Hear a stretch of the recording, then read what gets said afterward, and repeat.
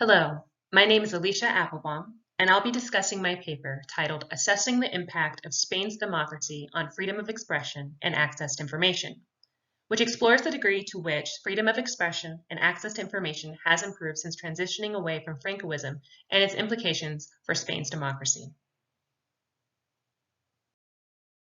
In June 2017, Spain commemorated its 40th anniversary of returning to democracy, which officially marked the end of nearly 4 decades under General Francisco Franco's dictatorial rule. The country entered a new phase of its political development that was precipitated by the dictator's death and a general frustration with the totalitarianism that dominated every aspect of Spanish society. With the ratification of its 1978 constitution, Spain joined the ranks of Western European democracies by finally allowing free and open elections, freedom of the press, and protecting citizens' right to freely express themselves. Spain's bloodless transition from a dictatorship to a thriving democracy is one of modern Europe's success stories. However, as with most things, it is more useful to speak in degrees rather than in extremes. My paper discusses the extent to which Spain has been successful in achieving two markers of a healthy democracy: freedom of expression and access to information. As was mentioned, discussing Spain's relationship to these two concepts cannot be spoken about in absolute terms, but in context relative to some of its neighbors. The point of my research is not to question whether Spain is a democracy. Rather, the purpose of this exercise is to try to highlight weaknesses regarding freedom of expression and citizens' access to information that have the potential to threaten the overall strength of its still young democracy.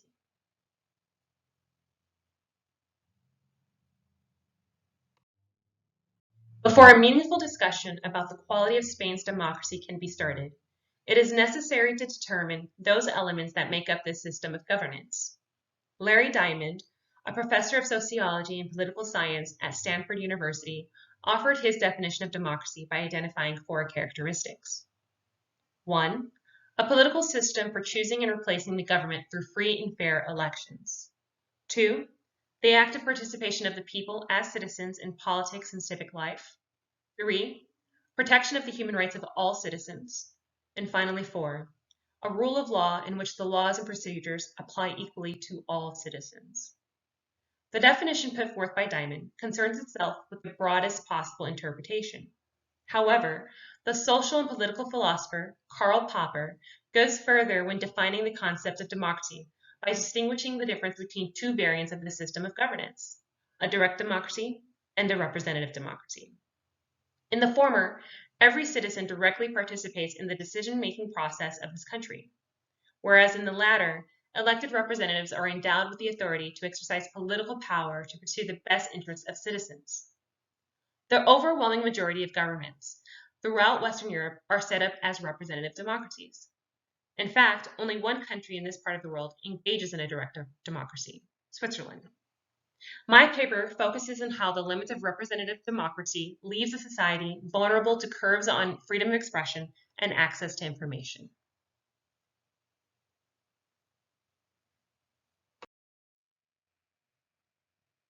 Freedom of expression and access to information are 2 concepts that are inextricably linked, whereby the former cannot exist without the latter.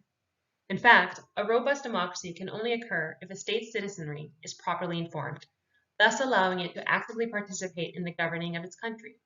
However, to take it a step further, international bodies such as the United Nations have identified freedom of expression as a basic human right that moves beyond the confines of a particular style of governance.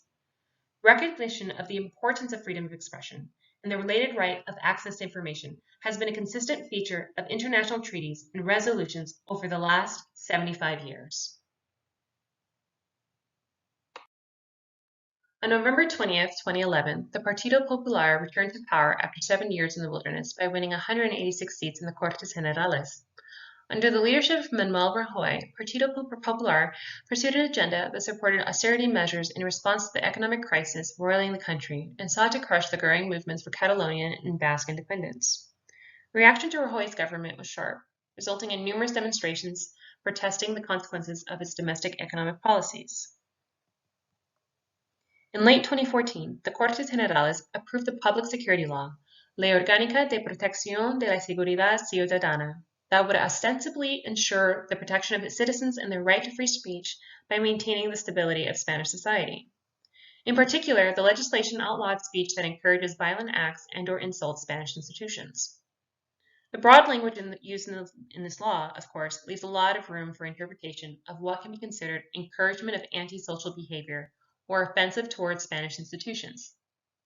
Opposition parties and international observers accuse the law as being nothing more than a gag order that sought to suppress internal criticism of the government's harsh economic policies that oversaw cuts in salaries for government employees, the bailout of the Spanish banking sector, and high unemployment. Unfortunately, criticism of this law proved to be prescient when pointing out the potential for abuse and how it is applied. In February 2021, the Spanish rapper Pablo Hasél was given a 9-month prison sentence for glorifying terrorism and slandering the crown and state institutions on social media, and for rap lyrics that attacked the monarchy and police. Although the strong reaction to the arrest of Hasél caused the Spanish government under Pedro Sanchez's leadership to announce some proposed reforms to the public security law, such as the elimination of prison sentences for freedom of speech-related crimes, the jailing of an artist for criticizing the monarchy and law enforcement is a chilling echo of the suppression aimed at freedom of expression that was common during the Franco era. On December 10, 2014, La Ley de Transparencia, Acceso a la Información Pública y Buen Gobierno, or the so-called Transparency Law, was passed by the Spanish government to enshrine the right of access to information. However, as reported in a 2016 El País article, the Spanish government has demonstrated a willingness to reject requests for information. The article focuses on 3 particular requests, and these refusals possess little in common other than demonstrating the government's desire to keep the public at an arm's length. The Spanish government rejected 3 requests for information, 2 of which were related to the cost of the Eurovision Song Contest to taxpayers and the operation of the state-owned entity Tragsa, an environmental services company. As part of the transparency law, an independent body called the Council of Transparency and Good Government was established to ensure that best practices were followed regarding information requests, to provide advice relating to transparency, access to public information, and good governance, and to evaluate the degree of application of the law. In situations where the Spanish government denies a request for information, the individual or organization that submitted the request can appeal this decision to the Council, whereby it would issue a ruling on whether the denial was legitimate or not. In all 3 of the previously mentioned requests for information, the Council found that the Spanish government's justifications for rejecting these could not stand up to further scrutiny and ruled in favor of the individuals and/or organizations that submitted the petitions. When taken together, the gag law and the transparency law are effective tools used by the Spanish government to limit opposition in the public square or control the flow of information under the guise of public safety and/or national security. While Spain's democratic monarchy over the last 4 decades resembles much of what can be seen in any representative democracy, the approval of these laws indicates a troubling trend in which governmental powers are expanded to safeguard itself from the very groups it is supposed to protect. Paul Hirst discusses representative democracy's limitations best when he argues this type of governance can be used to legitimate actions against the plurality with increased centralization, hierarchy, and closedness of state administration, which result in reduced capacity of independent action by non-state organizations and individuals because only the central government is fully democratic since it expresses the will of the people. In other words, the indirect relationship between citizens and the running of their government in a representative democracy can easily lead to paternalist actions taken by the state.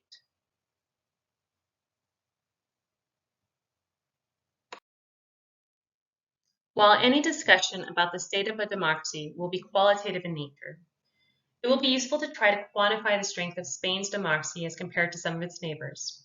Admittedly, it is difficult to measure abstract ideas such as democracy versus more concrete factors such as population size or gross domestic product.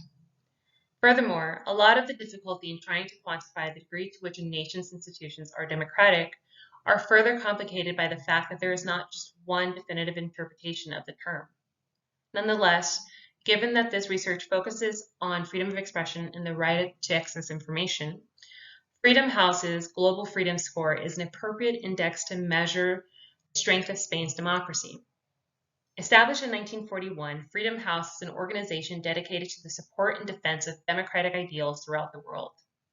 Every year, it releases its Freedom in the World report, which tracks individual freedoms in every country.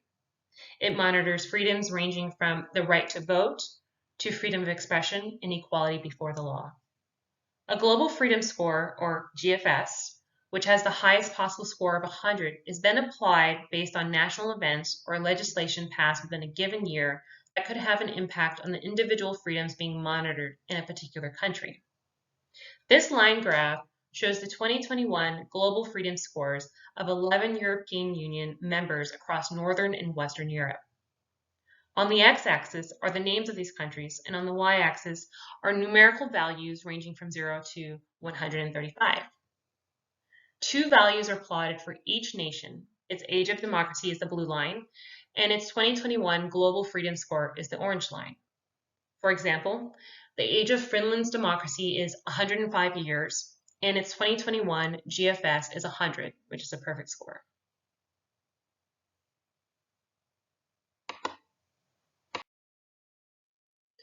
The purpose of focusing on EU member states throughout Northern and Western Europe is an attempt at narrowing the number of comparable nations that will be used in the analysis of Spain's GFS, or Global Freedom Score. These 11 nations' histories, languages, and cultures are quite unique, and it may not be obvious why they were selected.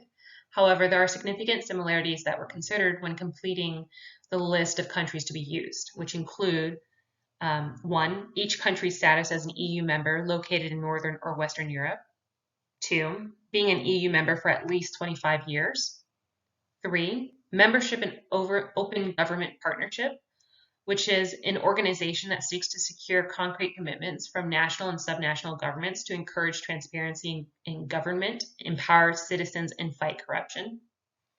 And 4, not being formally part of the Eastern Bloc. Now, I would like to note that Germany is included in this analysis, although it was 2 separate states, one of which was a Soviet satellite, East Germany, or the German Democratic Republic, from the end of World War II until reunification in 1990. However, given that West Germany, or Federal Republic of Germany, was a democracy and effectively absorbed East Germany after the signing of the Unification Treaty in 1990, I felt that excluding Germany wasn't necessary.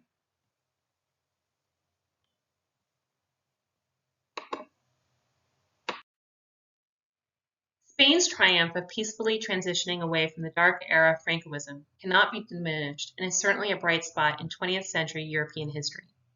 However, with the passing of the Public Security and Transparency laws in late 2014, the threat of backsliding is ever present.